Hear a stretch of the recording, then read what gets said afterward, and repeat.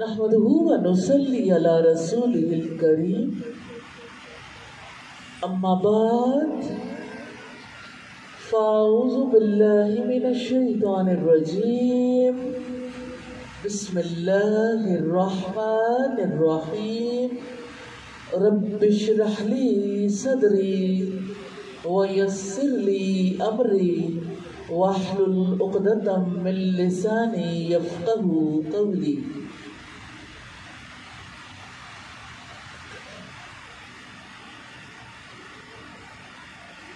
ہم سب اس زمین کے رہنے والے نہیں ہیں، اگرچہ آدم علیہ السلام کی تخلیق اور ہم سب کی تخلیق اس زمین کی مٹی سے ہوئی۔ آدم علیہ السلام کو اللہ تعالیٰ نے مٹی سے بنایا اور اس کے بعد تمام لوگوں کے پیدا ہونے کا سلسلہ نطفے سے، اور اللہ تعالیٰ نے اس کا الگ پیدائش کا سلسلہ رکھا۔ قرآن مجید میں رب العزت فرماتے ہیں وَنَفَخْتُ فِيهِ مِن رُوحِي، میں نے اس میں اپنی روح پھونکی ہے۔ یعنی انسان اصل میں یہ جسم نہیں ہے، جسم تو اس روح کا لباس ہے۔ اللہ تعالیٰ نے انسان کے اندر اپنی روح پھونکی ہے، اور آپ دیکھیے کہ ہر چیز اپنی اصل کی طرف لوٹتی ہے۔ جیسے آسمان پر تڑپتی ہوئی بجلیوں کا مرکز زمین کے اندر ہے، تو وہ بجلیاں آسمان پر نہیں ٹھہرتی، وہ بجلیاں ہر چیز کو جلا کے خاکستر کر کے چیر پھاڑ کے زمین کے اندر اتر جانا چاہتی ہیں۔ ہمارے اندر جو روح ہے اس کا تعلق زمین سے نہیں ہے، اس کا تعلق آسمان سے ہے۔ آسمان والے نے اس روح کو جسم کا پہناوا دیا ہے، لیکن یہ روح بے قرار رہتی ہے، یہ روح بے سکون رہتی ہے۔ حافظ ابن قیم کہتے ہیں کہ جیسے ہمیں بھوک لگتی ہے تو ہمارے پیٹ میں خلا پیدا ہو جاتا ہے، اسی طرح سے جب ہم اللہ تعالیٰ کو یاد نہیں کرتے، جب ہم اللہ تعالیٰ کو بھول جاتے ہیں تو ہمارے اندر ایک ویکیوم کریٹ ہو جاتا ہے، ایک خلا پیدا ہو جاتا ہے۔ یہ بے قراری کی کیفیت ہے، یہ بے سکونی کی کیفیت ہے، اور اللہ پاک نے اس کے لیے کیسے اپنے نبیوں کو بھیجا، کیسے اللہ تعالیٰ نے کتابیں بھیجی اور ہمارے لیے ممکن بنایا کہ ہم اس روح کے قرار کے لیے کیا کریں۔ ایسا نہیں ہے کہ اللہ تعالیٰ نے ہمیں عقل نہ دی ہو، اس نے عقل بھی عطا کی ہے، برائی بھلائی کی پہچان بھی دی ہے، 2 انٹرنل سپورٹرز دیے ہیں، اور باہر سے نیکی کی کال دینے کے لیے جیسے انبیاء کال دیتے ہیں، جیسے انبیاء کے بعد اور انبیاء کے ساتھ اللہ والے کال دیتے ہیں، لوگوں کو اللہ تعالیٰ کی طرف بلاتے ہیں، اسی طرح سے ابلیس بھی اور اس کے ایجنٹ بھی انسان کو برائی کی طرف بلاتے ہیں۔ جیسے آپ اللہ کی کتاب سے اپنی زندگی کے طور طریقے سیکھ سکتے ہیں، اسی طرح سے ابلیس بھی اپنے ایجنٹس کے تھرو ایسی چیزیں ہمارے سامنے رکھتا ہے جس سے ہم لرن کرتے ہیں، سیکھتے ہیں۔ اس دنیا میں اس زمین پر ایک سٹیج سجا ہوا ہے، برائی اور نیکی کی کشمکش ہے۔ آپ ہر صبح دیکھتے ہیں اندھیرے اور روشنی کی کشمکش کو، ہر شام میں بھی دیکھتے ہیں اندھیرے اور روشنی کی کشمکش کو۔ یہی کشمکش ہمارے دلوں کی سرزمین پر بھی ہے، اور یہی کشمکش ماحول میں بھی ہے۔ نیکی اور برائی میں سے جب باہر سے کسی کو نیکی کی کال ملتی ہے تو اندر سے نیکی ابھر آتی ہے، نیکی غالب آ جاتی ہے، انسان پھر نیکیاں کرتے ہیں۔ جب باہر سے برائی کی کال ملتی ہے تو اندر سے برائی ابھر آتی ہے، جس کی وجہ سے انسان پھر برائیاں کرتے ہیں۔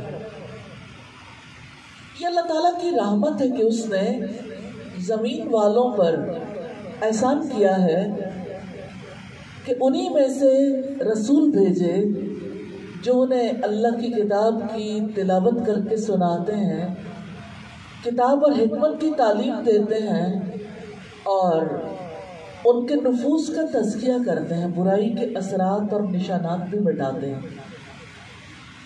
اس زمین پر کتنے پیغمبر آئے، کتنے کتابیں نازل ہوئیں، سب سے آخر میں محمد صلی اللہ علیہ وسلم آئے۔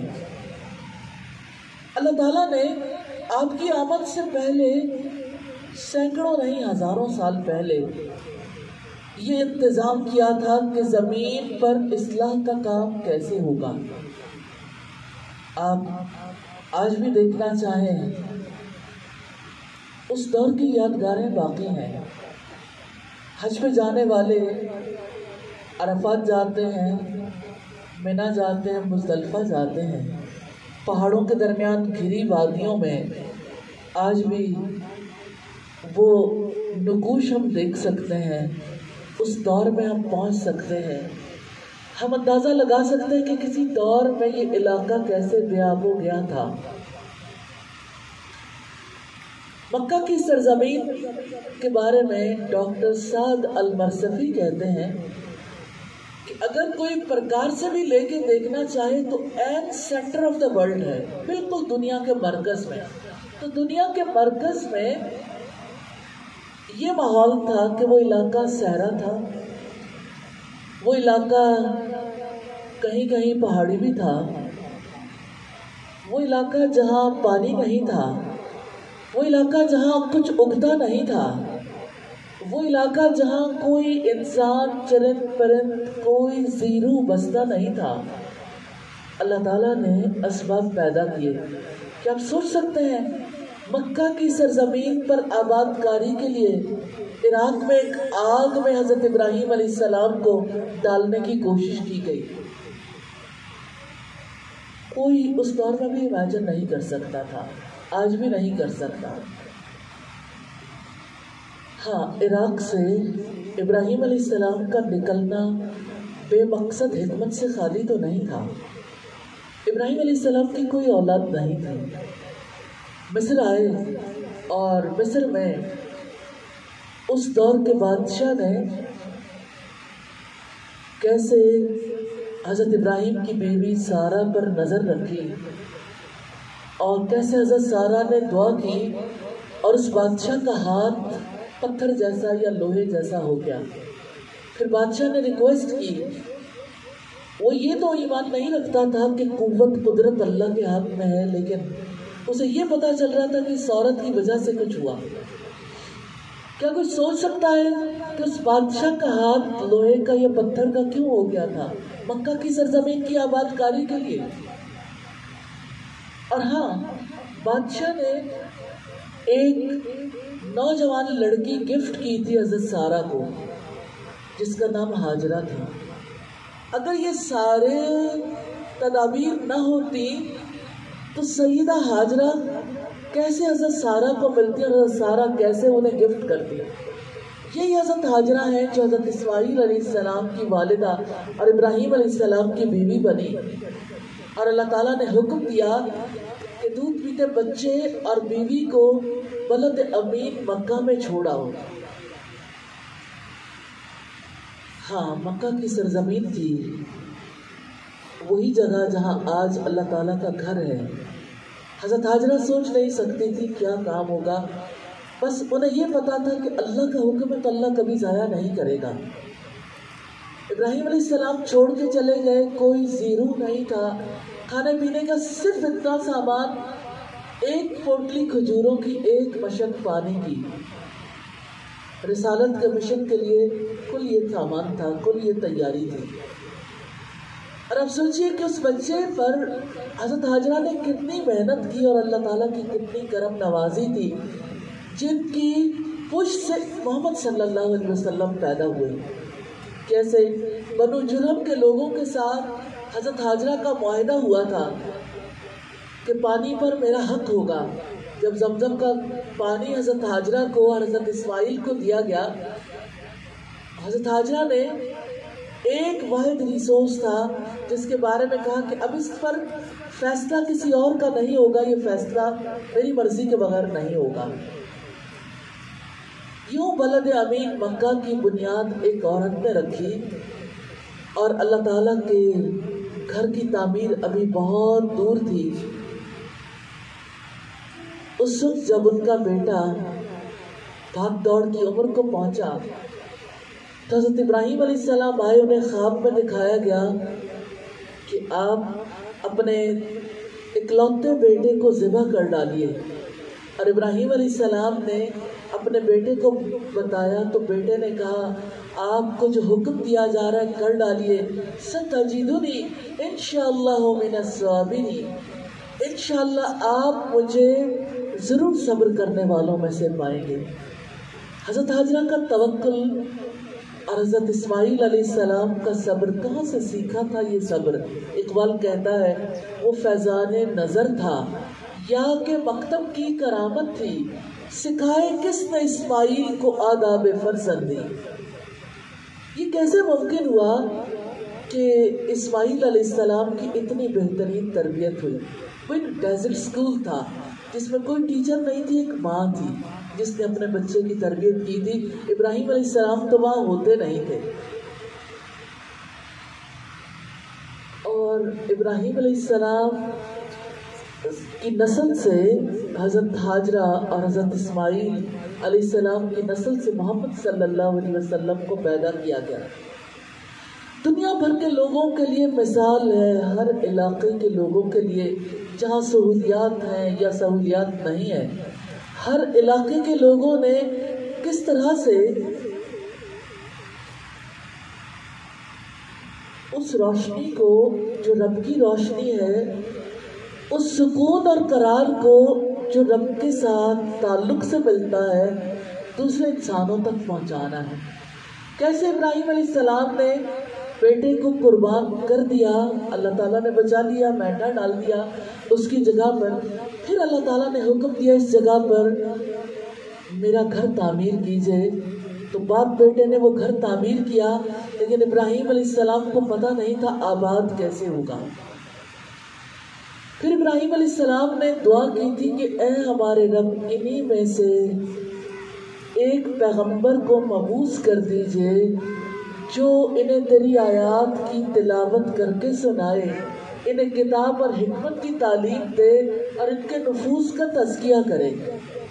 یوں تقریباً 4000 سال کے بعد محمد صلی اللہ علیہ وسلم حضرت ابراہیم علیہ السلام کی نسل سے پیدا ہوئے. 4000 سال بعد اس گھر کی آباد کاری کے لیے اللہ رب العزت نے وہ نبی پیدا کر دیا جس کے توسط سے قیامت تک اللہ تعالیٰ کے پیغام کو لوگوں تک پہنچایا جانا تھا.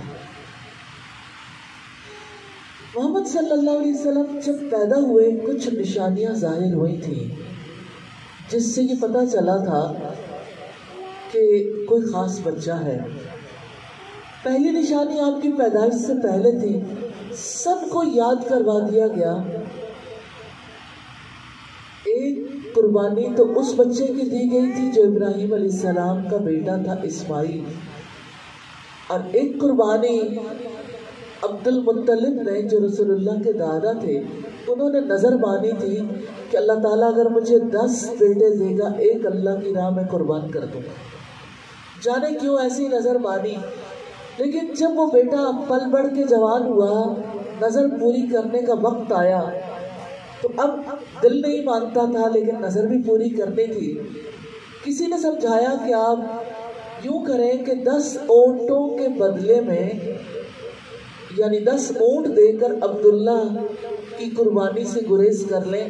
آپ پانسے کے تیر پلٹ لیں، جب بھی تیر اٹھاتے لا نکلتا نہیں. 10 اونٹ قربان کر دو نہیں، 20 کر دو نہیں، 30 40 50 60 70 80 90. عبد المطلب کا دل مٹھی میں آیا ہوا تھا. ساری پبلک اس دور کی یہ منظر دیکھ رہی تھی. پھر 100 اونٹوں کی بات جب لکھ کے کی گئی تو جواب آیا نام. ہاں، تو سب کے ذہن میں یہ بات راسخ تھی. یہ بہت بڑی نشانی تھی کہ اسماعیل ذبیح اللہ کے بعد ایک اور قربانی ہونی تھی جس سے اللہ تعالیٰ نے بچا لیا. دوسری بات، نبی صلی اللہ علیہ وسلم کی پیدائش سے پہلے ان کی والدہ کو خواب آیا تھا، اور یہ سچی روایت ہے کہ میرے پیٹ سے ایک نور نکلا ہے جس سے شام کے محلات روشن ہو گئے. یہ بات بھی بڑی عجیب تھی. اور پھر ایسا تھا کہ آپ صلی اللہ علیہ وسلم جب پیدا ہوئے، جب حضرت حلیمہ انہیں لے کر گئیں تو تب بھی بہت سارے مشاہدات کیے گئے. ایک مشاہدہ یہ تھا کہ حضرت حلیمہ کا دودھ اتنا نہیں تھا جو ان کے اپنے بچے کو پورا آتا، لیکن محمد صلی اللہ علیہ وسلم کو جب دودھ پلانا شروع کیا تو وہ بھی خوب سیر ہو کے پیتے، ان کا بیٹا بھی خوب پیٹ بھر کے پیتا تھا، اور ان کے جانور چر کے واپس آتے تھے تو ان کی بھی کوکھیں بھر جاتی تھیں. اور ارد گرد کے سب لوگ حیران تھے کہ حلیمہ تو بڑی مسکین تھی، اس کے حالات اچھے نہیں تھے. لیکن جب محمد صلی اللہ علیہ وسلم جب سے یہ بچہ آیا ہے، حلیمہ کے حالات بدل گئے. ایک اور نشانی جو تھی آپ صلی اللہ علیہ وسلم کی آمد پر، جب آپ 2 سال کے ہو گئے تو دودھ پلانے والی عورت نے واپس جانا تھا، لیکن منت کر کے حضرت آمنہ ہی واپس لے آئی کیونکہ برکتیں بہت تھیں اور اندیشہ یہ تھا کہ اس کے جاتے ہی برکتیں ختم ہو جائیں گی. جب واپس لے کے آئی تو ایک روز ایسا ہوا کہ نبی صلی اللہ علیہ وسلم کھیل رہے تھے بچوں کے ساتھ. 2 سفید لباس پہنے ہوئے لوگ آئے اور انہوں نے آپ صلی اللہ علیہ وسلم کو نیچے لٹایا اور آپ کا سینہ چاک کر دیا، آپ کا دل باہر نکالا، ارد گرد لہو پھیل گیا. تو آپ کا رضائی بھائی بھاگا گیا، اپنی ماں کو بتایا کہ میرے بھائی کو کسی نے قتل کر دیا ہے. حضرت حلیمہ جب پہنچی تو آپ صلی اللہ علیہ وسلم اس وقت اٹھ کھڑے ہوئے تھے کیونکہ آپ کا سینہ سی دیا گیا تھا، لیکن آپ کا چہرہ زرد ہو رہا تھا. اس پر وہ ڈر گئیں اور حضرت آمنہ کے پاس لے کر گئیں اور کہنے لگیں ایسی ایسی چیزیں ظاہر ہو رہی ہیں جس کی وجہ سے میں سمجھتی ہوں کہ بچہ محفوظ نہیں ہے، اس لیے میں واپس کرنے کے لیے آئی ہوں. اب صلی اللہ علیہ وسلم جب اپنے گھر واپس گئے تو کچھ عرصے کے بعد آپ کی والدہ کا انتقال ہوا. آپ ابھی چھوٹے تھے اور آپ سفر میں تھے اور مدینہ کا علاقہ تھا. ام ایمن آپ کے ساتھ تھیں جنہوں نے پھر آپ کو سنبھالا، اور اس طرح سے نبی صلی اللہ علیہ وسلم پھر واپس آ گئے. اور پھر کچھ عرصے کے بعد آپ کے دادا کا بھی انتقال ہو گیا. 8 برس کے تھے اور پھر آپ صلی اللہ علیہ وسلم اپنے چچا کے پاس آ گئے، لیکن بہت چھوٹے تھے، احساس رکھتے تھے تو چچا کے لیے جانور بھی چراتے تھے. پھر چچا کے ساتھ جب تجارت کرنے کے لیے گئے، 12 برس کی عمر تھی، اور 12 برس کی عمر میں شام کے سفر پر گئے، تجارتی سفر پر. اس موقع پر بہت سی نشانیاں تھیں جو دیکھی گئیں. خود بحیرہ راہب اس نے یہ بات کہی تھی کہ یہاں اس درخت کے نیچے نبی کے سوا کوئی نہیں بیٹھ سکتا، یہ بتاؤ کہ اس کے باپ کا نام کیا ہے. تو آپ کے چچا نے کہا کہ میں اس کا والد ہوں. انہوں نے کہا ہو ہی نہیں سکتا کیونکہ اس کا باپ تو وفات پا چکا ہے. وہ اپنی آسمانی کتاب کی روایتوں سے یہ جانتے تھے کہ آخری نبی جب آئے گا تو وہ کہاں بیٹھے گا اور کیا معاملہ ہوگا. اسی کے انتظار میں ان نشانیوں کو دیکھنے کے لیے یہ لوگ وہاں موجود تھے. اس نے آپ کے چچا سے کہا کہ اسے واپس لے جاؤ، یہودی دیکھیں گے تو مار ڈالیں گے. تو آپ کی آمد سے پہلے ایسی نشانیاں ظاہر ہو رہی تھی، لیکن آپ کے کردار کی نشانی بہت بڑی تھی. بچپن ہی سے آپ کو صادق اور امین کہا جاتا تھا. اور یوں آپ صلی اللہ علیہ وسلم اپنی زندگی کے مراحل طے کرتے ہوئے 25 سال کے ہوئے. آپ کا نکاح حضرت خدیجہ کے ساتھ ہوا. آپ نے اس دوران اپنے بچپن میں جیسے اللہ تعالیٰ کا گھر تعمیر ہوا اس کی تعمیر میں بھی حصہ لیا. آپ معاہدوں میں بھی، امن کے معاہدوں میں بھی حصہ لیتے تھے، جس میں سے حلف الفضول بڑا ہی اہمیت کا حامل ہے. اور اسی طرح سے آپ صلی اللہ علیہ وسلم کی زندگی کے اہم واقعات میں سے یہ بھی ہے کہ آپ کبھی میلوں ٹھیلوں میں اور بے حیائی کی مجالس میں کبھی شریک نہیں ہوئے تھے. یوں ہی وقت گزرتا رہا، پھر آپ 35 برس کے ہو گئے. کعبہ دوبارہ تعمیر ہوا اور کس طرح سے حجر اسود کی تنصیب کے لیے جھگڑا ہوا، اس جھگڑے کو بھی آپ صلی اللہ علیہ وسلم نے چکایا تھا. اس لیے کہ لوگوں نے طے کیا تھا کل جو سب سے پہلے آئے گا وہی یہ بتائے گا کہ ہم میں سے کون حجر اسود کو کعبے میں نصب کرے گا. جب آپ صلی اللہ علیہ وسلم صبح سب سے پہلے آئے تو اس کی وجہ سے سب لوگوں کے دل کو اطمینان ہوا. انہوں نے کہا کہ آپ صادق اور امین ہیں، ہمیں آپ پر بھروسہ ہے، اس لیے آپ جو کام بھی کہیں گے ہم کرنے کے لیے تیار ہیں. اور آپ نے حجر اسود کے بارے میں لوگوں سے کہا چادر بچھائیں، حجر اسود کو اس میں رکھیں، ایک ایک کونا ہر قبیلے کا فرد پکڑے دیوار کے پاس لے جا کے رکھ دے. اور پھر آپ نے وہاں سے اٹھا کے حجر اسود دیوار میں لگا دیا اور ایک بڑی جنگ ہوتے ہوتے رہ گئی. اب 40 برس کے تھے جب آپ حضرت خدیجہ کے ساتھ زندگی بتاتے ہوئے 15 برس ہو چکے تھے اور آپ کی بیٹیاں جنم لے چکی تھیں اور آپ کی بڑی خوشگوار زندگی تھی. لیکن آپ کے دل کو قرار نہیں ملتا تھا کہ سوسائٹی کے جو حالات ہیں یہ کون بدلے گا. لوگ ایک دوسرے کو قتل کر دیتے ہیں، لوگ ایک دوسرے کے ساتھ زیادتی کرتے ہیں، بیٹیوں کو زندہ دفن کرتے ہیں اور شراب کو پانی کی طرح استعمال کرتے ہیں. سود خوری عام ہے معاشرے میں، اس قدر زیادہ غلاموں سے برا سلوک کیا جاتا ہے. یہ سارے حالات کیسے بدلیں گے؟ آپ کو کوئی راستہ نہیں ملتا تھا تو آپ غار حرا میں جا کے وقت گزارتے تھے. ایک روز ایسا ہی ہوا کہ غار حرا میں ایک فرشتہ آیا. آپ نہیں جانتے تھے کون ہے، فرشتہ ہے یا کوئی اور مخلوق ہے. انہوں نے آپ سے آ کے کہا اقرا، پڑھو. آپ صلی اللہ علیہ وسلم نے 40 برسوں میں کسی انسان سے علم حاصل نہیں کیا تھا، اس لیے آپ نے جواب دیا ما انا بقارئ، میں تو پڑھنے والا نہیں ہوں. اس پر فرشتے نے آپ کو سینے سے لگا کر زور سے بھینچا اور کہا اقرا. آپ نے پھر وہی جواب دیا ما انا بقارئ، میں تو پڑھنے والا نہیں ہوں. اس سے پھر سینے سے لگا کر زور سے بھینچا. اب کی بار آپ کو لگا کہ شاید ہڈیاں پسلیاں سرما ہو جائیں گی. حضرت جبریل علیہ السلام نے اس پر کہا اقرا بسم ربک الذی خلق، پڑھو اپنے رب کے نام سے جس نے پیدا کیا. کیوں آپ صلی اللہ علیہ وسلم نے پیچھے پیچھے وہ الفاظ دہرائے اور تاریخ کے نئے دور کا آغاز ہوا. یہ تاریخ کا روشن دور ہے. غار حرا میں اس کا آغاز ہوا تھا، اقرا سے، علم سے، پڑھنے سے اور کچھ انکشافات سے. انکشاف یہ تھا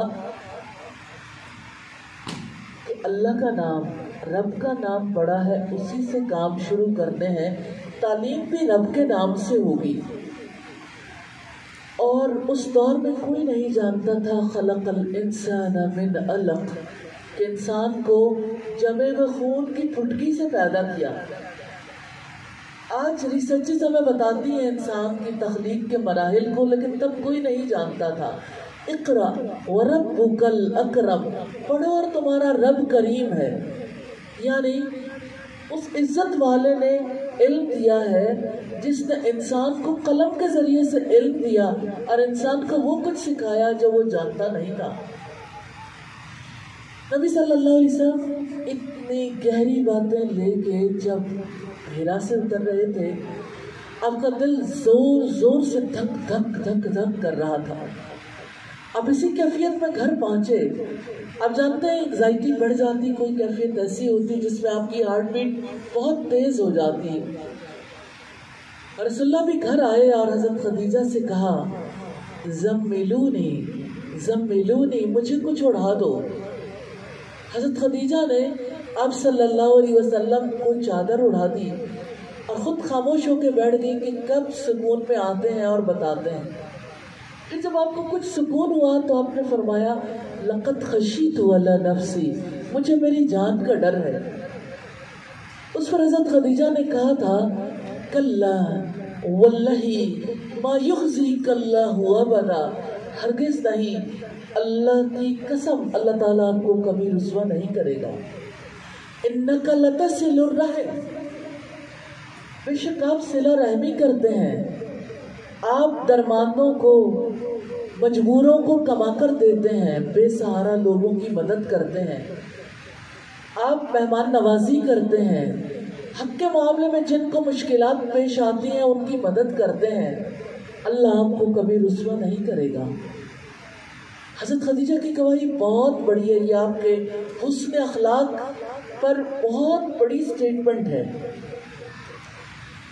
پھر آپ صلی اللہ علیہ وسلم کو حضرت خدیجہ ورقہ بن نوفل کے پاس لے کر گئی اور ورقہ بن نوفل نے سارا قصہ سن کے یہ کہا تھا کاش میں اس وقت جوان ہوتا, کاش میں اس وقت آپ کی مدد کر سکتا جب آپ کی قوم آپ کو نکال دے گی. تو آپ نے حیرت سے پوچھا ابا مخرجیہ, کیا بھلا وہ مجھے نکالیں گے؟ یعنی میرے ساتھ تو کتنے اچھے تعلقات ہیں اور مجھے تو وہ صادق اور امین سمجھتے ہیں, کیا وہ مجھے نکال دیں گے؟ تو ورقہ نے کہا ہاں, اس جیسا پیغام لے کر جو کوئی آیا ہے اس کے ساتھ ایسا ہی معاملہ کیا گیا. تو یوں آپ صلی اللہ علیہ وسلم پر اللہ تعالیٰ کا پہلا پیغام آیا, گھبراہٹیں, پریشانی, نہیں جانتے آگے کیا ہوگا, اور وہی کا سلسلہ رک گیا. کتنی دیر؟ شاید چند دن یا چند مہینے یا اس سے بھی زیادہ, اللہ تعالیٰ بہتر جانتا ہے کیونکہ مختلف روایات ملتی ہیں. پھر ایک دن آپ آسمان اور زمین کے درمیان وادی سے گزرتے ہوئے ایک ایسی کرسی کو دیکھتے ہیں جس پر وہی فرشتہ بیٹھا ہوا ہے جو آپ کو ہرا میں ملا تھا. تمہارا دل کی وہی کیفیت ہوگی جیسے انگزائٹی ہوتی ہے, دل نے دھک دھک کرنا شروع کیا. آپ اپنے گھر آئے اور اپنی زوجہ مطہرہ سے کہا مجھے کچھ اڑا دو. تو حضرت خدیجہ نے آپ صلی اللہ علیہ وسلم کو چادر اڑا دی اور حضرت جبریل علیہ السلام پہنچ گئے. اس موقع پر دوسری وحی نازل ہوئی. فترۃ الوحی یعنی وحی کے معطل ہونے کے بعد یہ پہلی وحی تھی. دوسری وحی یا ایھا المدثر, اے اوڑھنے لپیٹنے والے, قم فانذر, اٹھو اور خبردار کر دو. وَرَبَّكَ فَكَبِّرْ, اپنے رب کی بڑائی بیان کرو. وَثِيَابَكَ فَطَہِّرْ, اپنے کپڑے پاک رکھو. وَالرُّجْزَ فَاہْجُرْ, اور گندگی سے اپنے آپ کو بچاؤ. وَلَا تَمْنُن تَسْتَكْثِرْ, اور زیادہ حاصل کرنے کے لیے احسان مت کرو. اب صلی اللہ علیہ وسلم کو دوسری وحی میں پیغام دیا گیا, اب آپ نے اٹھ کھڑے ہونا ہے. یہ علم آپ کے پاس اس لیے نہیں آیا کہ آپ اپنے گھر میں بیٹھ جاؤ, یہ علم اس لیے آیا ہے کہ آپ اس علم کے ساتھ اٹھو. رسالت کے مشن کو دیکھیے, محمد صلی اللہ علیہ وسلم کو علم دیا گیا اور علم کے بعد آپ صلی اللہ علیہ وسلم کو تبلیغ کا, تعلیم دینے کا حکم دیا گیا. یوں آپ صلی اللہ علیہ وسلم پر آنے والی وحی کا سلسلہ گرم ہو گیا اور یہ سلسلہ پھر آپ کی وفات کے ساتھ منقطع ہوا. میں اس وقت آپ کے سامنے جو بات رکھنا چاہتی ہوں وہ یہ کہ ایسا معاشرہ جس کے درست ہونے کے امکانات نہیں تھے, ایسا معاشرہ جہاں پہ کوئی حکومت, کوئی نظام نہیں تھا, وہ علاقہ جہاں پر قبائلی نظام تھا, قبیلے کا سردار اگر کسی کو اپنے قبیلے سے نکالنے کا فیصلہ کر لیتا تو کوئی ایسا نہیں تھا کہ اس کو واپس لا سکتا قبیلے میں. یعنی یہ کیسے ہو سکتا ہے؟ جیسے کوئی باپ کسی کو آگ کر دے تو ایسے میں پھر اس بیٹے کو اللہ کے قانون کے مطابق تو نہیں لیکن یہاں کے قانون کے مطابق نہ اسے پھر جائیداد ملتی ہے نہ اس کا کسی کے ساتھ کوئی تعلق رہ جاتا ہے. سارا سلسلہ حرام ہے.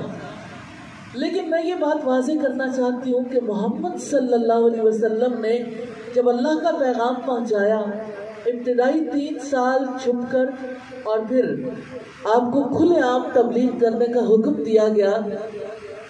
پھر جب آپ نے لوگوں کو اللہ کا پیغام پہنچایا تو لوگ دشمن بن گئے اور آپ کے لیے اپنے ساتھیوں کو بچانا بھی جب بہت مشکل ہو گیا تب لوگوں نے حبشہ کی طرف ہجرت کی. پہلی ہجرت پھر دوسری ہجرت. اسی طرح سے ایک وقت وہ آیا جب آپ کو لاک ڈاؤن میں ڈالا گیا, جب آپ کے لیے اہل مکہ نے طے کیا کہ آپ کو اب قبیلے سے باہر تو ابھی ہم نہیں کر سکتے. ابو طالب بہت بڑی شیلڈ ہے, ابو طالب سے آگے ہم بڑھ نہیں سکتے. اس لیے ابو طالب کو بھی اور بنو ہاشم کو ہم سوشل بائیکاٹ کرتے ہیں ان سے, اور ان کے علاقے میں جہاں ان کے گھر ہیں اس علاقے سے باہر آنے کی اجازت نہیں دیں گے. نہ کوئی ان تک پہنچ سکے گا نہ یہ کسی تک پہنچ سکیں گے.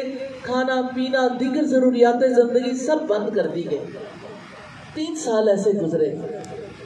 3 سال آپ صلی اللہ علیہ وسلم اور آپ کے ساتھی کس مشقت میں رہے.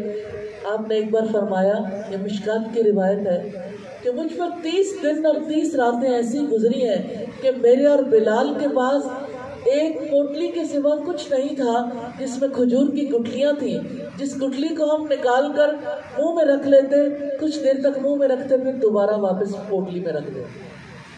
30 days and 30 nights آپ کی ایسی گزری ہیں. آپ نے اتنی مشقتیں برداشت کی. پھر آپ کے چچا کا انتقال ہو گیا, آپ کی زوجہ مطہرہ کا انتقال ہو گیا, لیکن آپ صلی اللہ علیہ وسلم نے ہمت نہیں آ رہی, آپ طائف گئے. اس وجہ سے گئے تھے کہ ابو طالب کے جانے کے بعد آپ کا چچا ابو لہب قبیلے کا سردار بن گیا. قبیلے کا سردار بننے کے بعد اس نے سب سے پہلا کام یہ کیا کہ رسول اللہ صلی اللہ علیہ وسلم کو قبیلے سے باہر نکال دیا. جب کسی کو قبیلے سے باہر نکالا جاتا ہے, عربوں کے یہاں نکالا جاتا تھا, تو پھر اس کا خون کرنے والے سے کوئی پوچھ گچھ نہیں کر سکتا. کوئی اس کو جو نقصان پہنچائے, قتل کر ڈالے, اس پر کوئی قانون لاگو نہیں ہوتا. تو نبی صلی اللہ علیہ وسلم کو قبیلے سے نکال دیا گیا اور آپ ارد گرد کے قبائل سے مدد مانگنے گئے. پھر طائف والوں سے پناہ چاہی. یہ تو تاریخ کی کتابوں میں, سیرت کی کتابوں میں آپ نے پڑھا ہوگا کہ نبی صلی اللہ علیہ وسلم نے کیسے پناہ چاہی تھی طائف والوں سے. لیکن یہ بات کہ آپ کو قبیلے سے نکال دیا گیا تھا عام طور پر سیرت اور تاریخ کی کتابوں میں ڈسکس نہیں کی گئی. آپ کے ساتھ طائف والوں نے جو کچھ کیا, آپ دوبارہ جب مکہ کی طرف واپس آ رہے تھے ٹوٹے دل کے ساتھ, راستے میں ایک مقام پر فجر کے وقت آپ سورہ الرحمن کی تلاوت کر رہے تھے تو جنوں کا ایک قافلہ اللہ تعالیٰ آپ کے قریب لے آئے. انہوں نے اللہ کا کلام سنا, اپنے علاقے کے لوگوں کو یعنی جنات کو جا کے دعوت دی کہ انا سمعنا قرآنا عجبا, ہم نے بڑا عجیب قرآن سنا, یہدی الی الرشد, جو سیدھے راستے کی طرف رہنمائی کرتا ہے. انہوں نے اپنے قبیلے کے لوگوں کو دعوت دی, جنات اسلام لے آئے. اور مکہ والوں کا یہ حال تھا کہ ان میں سے کوئی آپ کو پناہ دینے کے لیے تیار نہیں تھا. آپ کے خون کی قیمت, آپ کو نقصان پہنچانے کی کوئی قیمت نہیں تھی. ہر کوئی جو چاہتا آپ کے ساتھ سلوک کر لیتا. اس اثناء میں کسی نے آپ کو پناہ دی اور آپ مکہ تشریف لائے. جب آپ مکہ آئے تب آپ کے لیے کس قدر زیادہ مشکلات کھڑی ہو گئی تھی, کیونکہ شدت پسندی بڑھ گئی تھی. تشدد کا نیا دور شروع ہو چکا تھا، آپ کی دلجوئی کے لیے اللہ تعالیٰ نے آپ کو آسمانی سفر معراج کروایا، آپ کو مسجد اقصیٰ اور پھر یعنی آسمانوں پر لے جایا گیا تاکہ آپ کا دل یقین میں کہیں متزلزل نہ ہو جائے اور آپ کو سکون ملے کہ اللہ تعالیٰ کی رحمت آپ کے ساتھ ہے۔ جب آپ واپس آئے تو اہل مکہ نے بہت اعتراض کیے، آپ کی طرف سے دلائل دیے گئے۔ آپ نے کہا کہ آپ یقین نہیں کرتے، قافلے والوں سے پوچھ لیجئے جن سے رات میری ملاقات ہوئی۔ قافلہ جب کچھ دن کے بعد آیا، پوچھا گیا، ساری باتیں سچ نکلی کہ آپ گئے تھے مسجد اقصیٰ تک۔ پھر انہوں نے کہا کہ ہمیں بتائیے کہ مسجد اقصیٰ کیسی ہے، بیت المقدس کیسا ہے۔ آپ صلی اللہ علیہ وسلم ایک لمحے کے لیے جھجکے تو جبریل علیہ السلام آپ کے پاس آئے اور آپ کو مسجد اقصیٰ کے سارے مناظر دکھائے گئے جیسے آج ہم ویڈیو دیکھتے ہیں۔ آپ کو جب دکھایا گیا تو آپ نے ایک ایک چیز کے بارے میں ڈیٹیلز بتا دی، اس کے باوجود لوگ ایمان نہیں لائے۔ لیکن یثرب کی طرف سے ٹھنڈی ہوائیں آ رہی تھیں، ایک قافلہ آیا جو آپ سے پہلے آ کے ملا، کچھ لوگ مسلمان ہو گئے۔ پھر دوسرا قافلہ دوسرے سال آیا حج کے لیے، انہوں نے آپ کے ہاتھ میں بیعت کرنا چاہی تو آپ کے چچا نے کہا، جانتے ہو انہیں لے جانے کا مطلب کیا ہوگا کہ آپ میں سے جو شرفاء ہیں ان کی زندگیاں بھی خطرے میں پڑ جائیں، اور بہت کچھ اور اس موقع پہ ان کے چچا نے کہا تاکہ لوگ سوچ سمجھ کر فیصلہ کریں۔ بالآخر آپ کی ہجرت کا حکم آ گیا اور آپ نے مدینہ کی طرف ہجرت کی۔ کتنا مشکل تھا رسول اللہ کے لیے مکہ کو چھوڑنا۔ یہ کیسا مشن ہے جس کے لیے کہیں تشدد کا بازار گرم ہوتا ہے، کہیں چوٹیں کسی جاتی ہیں، کہیں گالیاں دی جاتی ہیں، کہیں آپ کے اوپر ایمان لانے والوں کو تیروں سے زخمی کیا جاتا ہے، کہیں کسی کو تپتی ریت پہ لٹا کر اس پر چٹان رکھ دی جاتی ہے اور نیچے سے احد احد کی پکار آتی ہے۔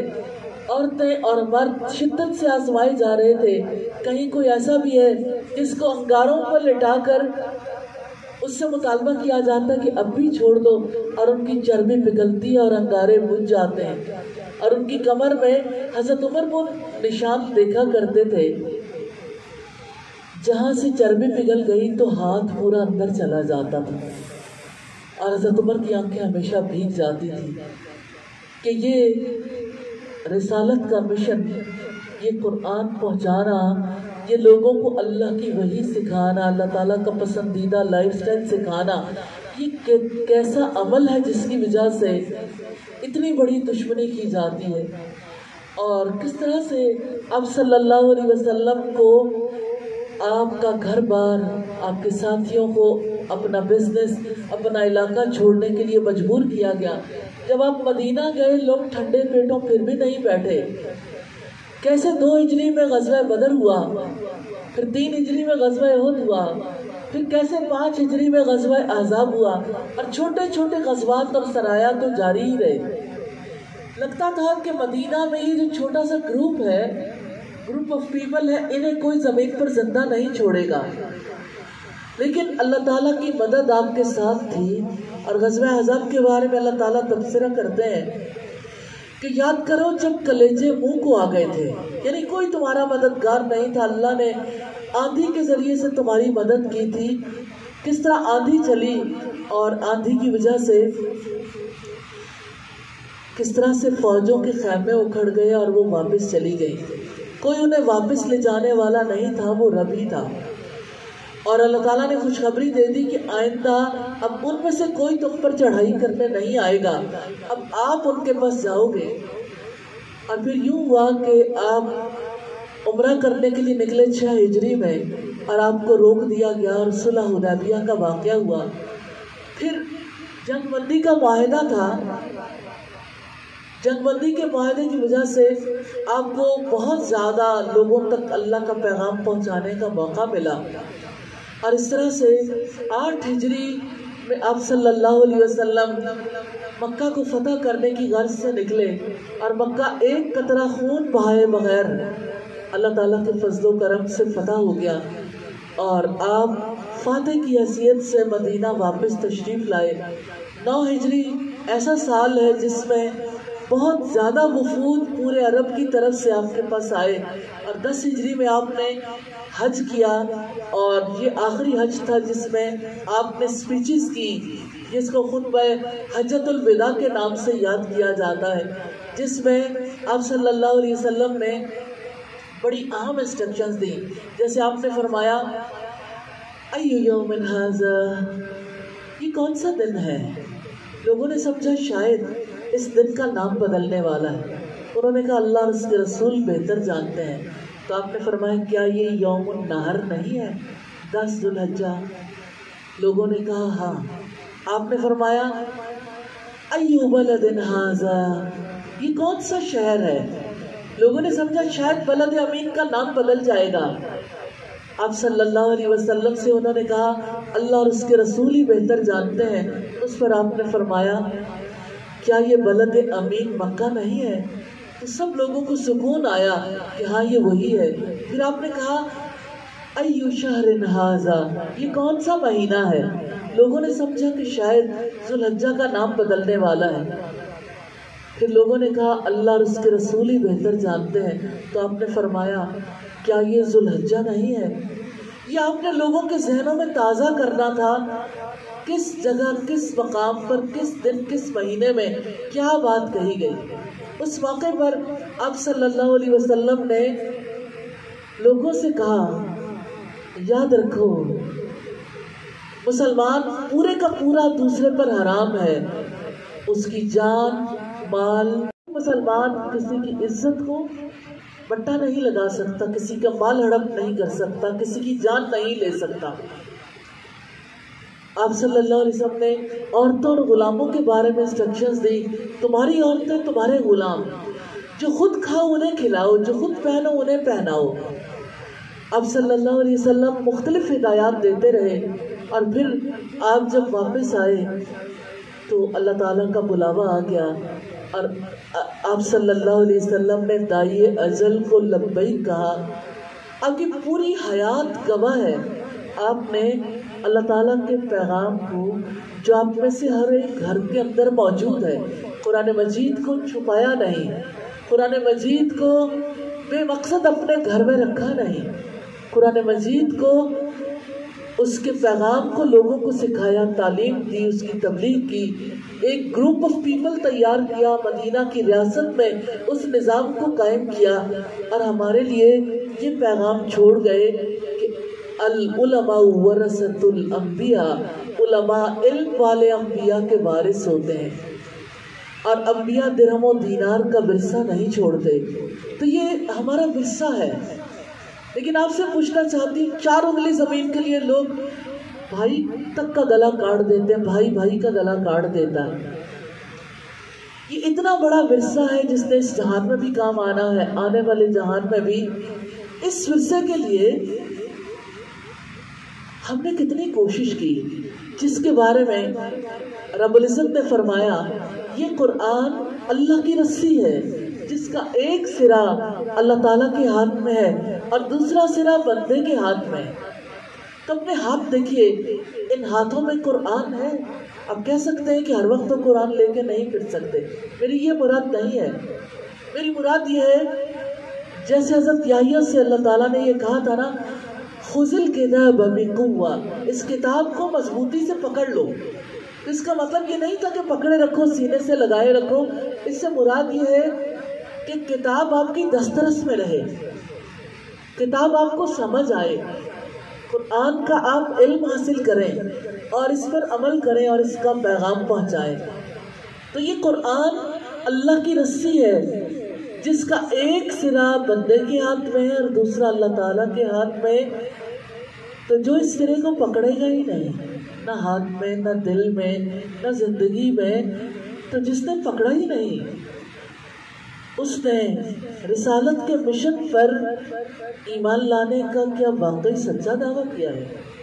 وی آر ریسپانسبل، ہم ذمہ دار ہیں، ہمیں اللہ کے رسول صلی اللہ علیہ وسلم اس مشن پر چھوڑ گئے ہیں کہ ہم نے قرآن سیکھنا بھی ہے، سکھانا بھی ہے۔ کتنی بڑی بشارت ہے رسول اللہ کی، خیرکم من تعلم القرآن وعلمہ، تم میں سے بہترین لوگ وہ ہیں جو خود قرآن سیکھیں اور دوسروں کو سکھائیں۔ تو یہ قرآن ہماری زندگی کی کتاب ہے۔ سورہ الانبیاء آیت نمبر 10 میں رب العزت فرماتے ہیں لَقَدْ أَنزَلْنَا إِلَيْكُمْ كِتَابًا، بلا شبہ یقیناً ہم نے تمہاری طرف کتاب نازل کی ہے، فِيهِ ذِكْرُكُمْ، اس میں تمہارا تذکرہ ہے، أَفَلَا تَعْقِلُونَ، کیا تم سمجھتے نہیں ہو، کیا تم جانتے نہیں ہو؟ تو یہ کتاب اس لیے نہیں آئی کہ ہم اسے ناظرہ پڑھ لیں۔ ناظرہ پڑھنے والا کب جانتا ہے کہ کتاب میں میری زندگی کی کیا بات ہے؟ اگرچہ ناظرہ پڑھنا ضرورت ہے، کتاب کو تو وہی جانے گا جو اسے اپنی زبان میں جانے گا، کیونکہ اس کی زبان ہماری نہیں ہے۔ تو یہ کتاب کسی اور زبان میں ہے تو ہمیں وہ زبان سیکھنی ہے اتنی ضرور جس کی وجہ سے کتاب سمجھ آ جائے۔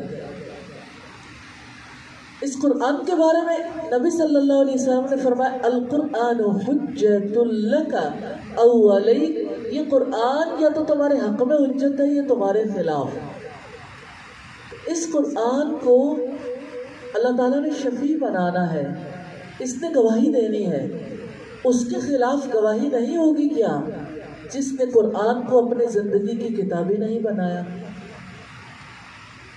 آپ یقین مانیے رسالت کے مشن پر ہیں، آپ کے توسط سے کتنے لوگوں تک اللہ کا کلام پہنچ سکتا ہے۔ اللہ کا شکر ہے جس نے قرآن مجید کی تعلیم کو ہماری نسلوں کے لیے پرائمری سکولز میں ناظرہ قرآن اور ہائی سکول میں ترجمہ کے ساتھ قرآن کو لازم کروا دیا کہ یہ نسلیں انشاءاللہ غافل نہ رہیں، کم از کم یہ جان لیں اللہ کا حکم ہے اور اس کو سمجھنے کے قابل ہو جائے۔ ہدایت تو اللہ تعالیٰ ہی نے دینی ہے۔ اب وقت ہے، جیسے رسول اللہ نے موومنٹ چلائی تھی اور آپ کی موومنٹ ایک سٹیج پہ آئی تھی جہاں آپ کو لوگوں کا تعاون درکار تھا، یہ وقت ہے تعاون کرنے کا۔ آپ اپنے گھر پہ قرآن کی تعلیم حاصل کر سکتے ہیں، آڈیو کلاسز کے تھرو، آن لائن کلاسز کے تھرو آپ قرآن کی تعلیم میں حصہ ڈال سکتے ہیں، دوسروں تک قرآن سیکھنے کی بات پہنچا کر۔ آپ قرآن مجید کی تعلیم کے لیے کہیں ناظرہ پڑھانے کی ضرورت ہے، کہیں ترجمہ پڑھانے کی ضرورت ہے، مختلف سکولز، کالجز، یونیورسٹیز میں جہاں ترجمہ لازم ہو گیا، ان کو کنیکٹ کر سکتے ہیں ان لوگوں کے ساتھ جنہوں نے قرآن پڑھا ہے، تاکہ وہ حکومتی پالیسی جس کے مطابق قرآن کو لازم کیا گیا اس کو مضبوط کیا جا سکے، تاکہ لوگوں کو زندگی کی کتاب کی سمجھ آ جائے۔ اللہ تعالیٰ نے ہم سے اس کا حساب لینا ہے کہ میں نے تمہارے پاس کتاب بھیجی تھی، یہ بتاؤ اس کا علم کتنا حاصل کیا۔ رسول اللہ نے فرمایا ابن آدم کے قدم حشر کے میدان میں اپنی جگہ سے اٹھ نہیں سکیں گے جب تک کہ 5 باتوں کا جواب نہ دے لے۔ عمر کن کاموں میں گزاری، جوانی کن کاموں میں پرانی کر دی، مال کہاں سے کمایا، کہاں خرچ کیا۔ تو ہمیں اس کا جواب دینا ہے، ہمیں اس کا بھی جواب دینا ہے علم کتنا حاصل کیا اور اس پر کتنا عمل کیا۔ کل کے جواب کے لیے آج تیاری کر لیں۔ میں اللہ سے دعا کرتی ہوں اللہ تعالیٰ ہمیں اپنے رسول کی اور اس دین کی سچی محبت نصیب فرمائے، اور ہمیں رسالت کے مشن کو، قرآن پہنچانے کے مشن کو اپنانے اور اس مشن کو آگے بڑھانے کے لیے ساتھ دینے کی توفیق عطا فرمائے، ہم سے اس خدمت کو قبول کر لے، آمین ثم آمین۔ آپ لوگوں میں سے لوگ چاہیں تو قرآن کے خدمت گار بن سکتے ہیں، کسی بھی طرح کا تعاون کر کے ہماری ٹیم ان کو ضرور گائیڈ کرے گی۔ آئیے دعا کر لیتے ہیں۔